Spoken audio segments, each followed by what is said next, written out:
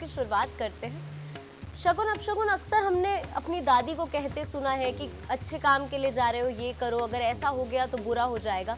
तो उसी से शुरुआत करना चाहूंगी और उसी से एक संबंधित मैं आपसे सवाल पूछना चाहूंगी। सबसे बेसिक है, छींक अगर कोई मारे तो कहते हैं कि कार्य अब खराब हो जाएगा, इसमें कितनी सच्चाई है गुरुदेव? इसमें बेटा बहुत सारी सच्चाई है, और या तुम ये कह सकती हो कि ये सारा ही सच है। लेकिन सच की कुछ अलग अलग डेफिनेशन भी होती है। वो क्या? जिनकी भी जन्म कुंडली के अंदर राहु देव काफ़ी अच्छे कारक है, जिनकी बुद्धि बहुत अच्छी है, हर तरह से तीक्ष्ण है और टेक्निकल को भी समझते हैं, जनरल चीज़ों को भी अच्छी तरह से समझते हैं, इनका राहु बहुत तेज़ होता है और इनकी ऑरा में पॉजिटिव राहु हर वक्त ज़्यादा मात्रा में विचरता है, इसकी एनर्जी यानी कि ब्लू कलर वाली एनर्जी। अब ये लोग ज़िंदगी के अंदर जो भी काम करते हैं बहुत सोच समझ के, काफ़ी अच्छा दिल लगा के, और काफ़ी अच्छी सक्सेस भी इनके जीवन में होती है, समझे।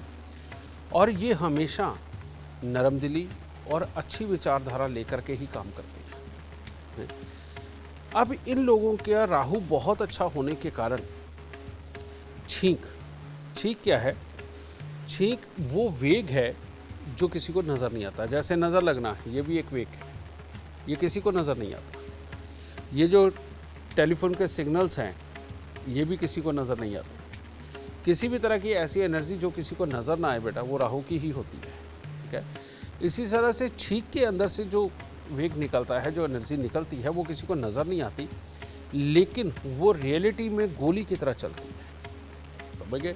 और उसमें काफ़ी ज़्यादा ताकत होती है। जब भी कोई अपने काम पे निकलने लगता है, और ख़ास तौर पे ये राहु शुभ वाले जब अपने काम पे कोई निकलने लगते हैं, उस वक्त में सामने से या पीठ के पीछे से जब कोई छींक मारता है, तो उनकी राहु की जितनी एनर्जी है वो छिन भिन सी होने लगती है, वो हिल जाती है। एक तरह का वो समझ लो गिटार बजा देती है या वायलिन की तरह बज जाती है, जिसके कारण उस इंसान का थोड़ी देर के लिए सोचना समझना वो पूरा कंसंट्रेट नहीं कर पाता, वो थोड़ा सा हिल जाता है, समझिए।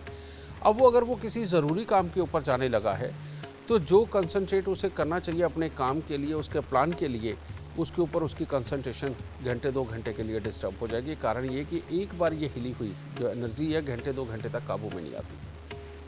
तो इसी वजह से कहा जाता है कि जब आप शुभ काम के लिए निकलने लगे हो, तो कोई भी छींक आगे से या पीछे से नहीं आनी चाहिए। अब ये है तो शुभ राहु वालों के लिए, जिनकी कुंडली के अंदर राहु बहुत तेज़ है। लेकिन अब किस किस को समझाया जाए कि उसकी कुंडली के अंदर राहु अच्छा है या नहीं है? अपने आप इंसान देख के अपनी कुंडली को ये जान नहीं सकता।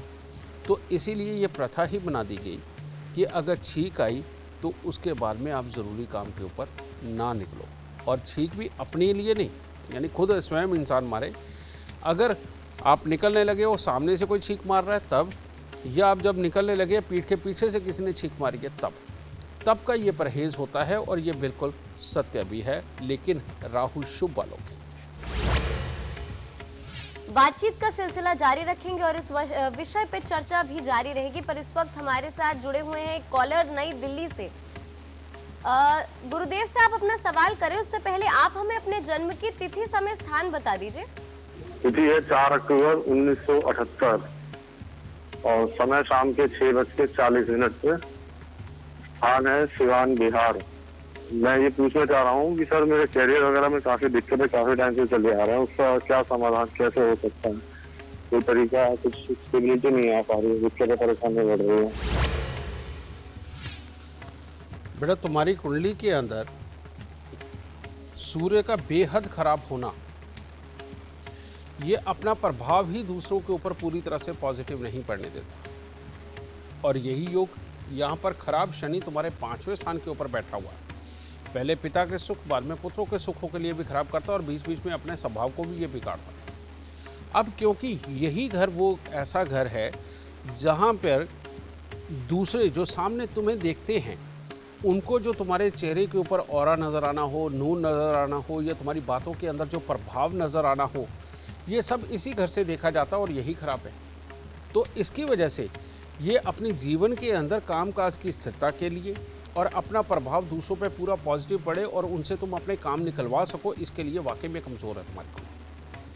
अब ऐसी अवस्था के अंदर सूर्य और राहु का मेल ये और भी खराबी कर गया। ये तुम्हें भी गुस्सा, इरिटेशन, फ्रस्ट्रेशन देगा और बढ़ती उम्र के साथ में शरीर के अंदर छोटी छोटी दिक्कतें भी पैदा करेगा ये। अब जब तक इन दोनों योगों का इलाज नहीं करते बेटा, तब तक मामले खराब हैं।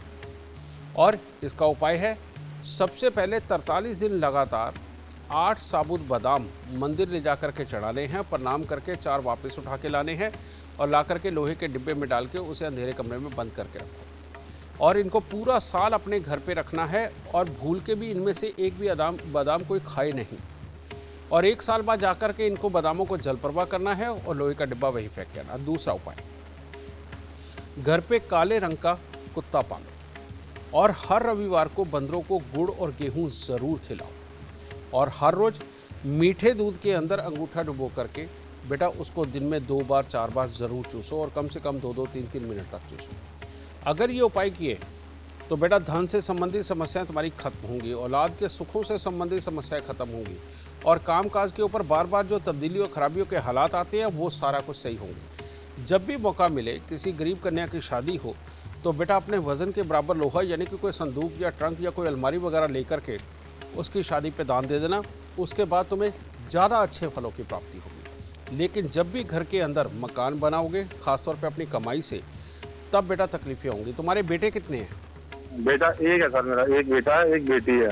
चलो बहुत बढ़िया बेटा, क्योंकि नहीं तो अगर मकान बनाते और 2 बेटे होते फिर तुम्हें बहुत तकलीफ होती है। अब एक बच्चा है, तब भी जब भी मकान बनाओगे थोड़ी तकलीफें आएंगी। खासतौर पे उसको खांसी की दिक्कत आए तो फ़ौरन यही बादाम साबुत वाला और लोहा तुम्हारे वज़न के बराबर दान करने वाला उपाय ज़रूर कर देना बेटा, ठीक है? इन उपायों को करो, इसके बाद कोई तकलीफ ज़्यादा जीवन में नहीं बचेगी बेटा। सुखी रहो। गुरुदेव, कई धारणाएं हमारे दिमाग में होती हैं कि अगर ये हुआ तो हमारे साथ अच्छा होगा और अगर ये घटना हुई तो हमारे साथ बुरा होगा। और उनमें से ही एक है पीछे से किसी का आवाज देना, उसको बहुत ही ज्यादा अशुभ माना गया है। उसमें कितनी सच्चाई है वाकई? उसमें रजे बहुत बड़ी सच्चाई ये है, आवाज़। आवाज़ क्या है? ये बेटा सही मायने में बुद्ध है, क्योंकि हवा में हमें कुछ सुनाई देता है लेकिन दिखाई कुछ नहीं देता कि ये है क्या, ठीक है? वाद्य यंत्र ये क्या है? अब वो बजता है तो आवाज़ आती है, वो कौन से रूप में क्या शेप है कुछ नहीं, किसी को नहीं पता, ठीक है ना? ये भी चीज़। अब ये जो चीज़ है इसे बोलते हैं बुद्ध, ठीक है? खाली बुद्ध, यानी कि जो बृहस्पति और बुद्ध का मिश्रण होता है, ठीक है? जब भी हम किसी खास काम पे निकलने लगते हैं उस वक्त में बुद्धि की ज़रूरत, बुद्ध की ज़रूरत हमें बेहद होती है, समझ गए? और कारण ये कि बाहर अगर जा रहे हैं तो वो नेचुरली बात है, सोच समझ के ही हम बाहर जा कर के काम करेंगे तो कुछ ना कुछ हमारे काम सार्थक होंगे। लेकिन वही जब कोई पीछे से आवाज़ या टोक मार देता है, कहाँ जा रहे हो, कितने बजे आओगे, अच्छा ज़रूरी है क्या जाना, कुछ भी बोले, जब आदमी बाहर को जा रहा है और उस वक्त पीछे से ये जब सवाल आते हैं तो कहते हैं एक यही खाली बुद्ध का चक्र हमारे पास से होकर के गुजरता है जो सही मायने में हमारी बुद्धि को पूरी तरह से डिस्ट्रैक्ट करता है, ठीक है? और उसके चक्कर में एक तो होता है बिल्कुल औरा का छिन भिन होना, लेकिन इस खाली हवा के चक्कर में होता क्या है, आदमी के अंदर उथल पुथल और कन्फ्यूज़न की स्थिति पैदा होती है और वो जो कन्फ्यूज़न है वो कहीं ना कहीं आकर के गलत डिसीजन करवा देता है, समझ गए? इसकी वजह से, क्योंकि बुध और बृहस्पति का मेल कभी भी शुभ नहीं माना गया, ठीक है? इसीलिए ये जब हालात बनते हैं तो आदमी के काम के अंदर कमी रह सकती है। ऐसा नहीं कि 100% ही होगी, लेकिन कमी रह सकती है, ठीक है? इसीलिए पीछे से आवाज़ मारना ये भी अपशगुन ही माना गया है।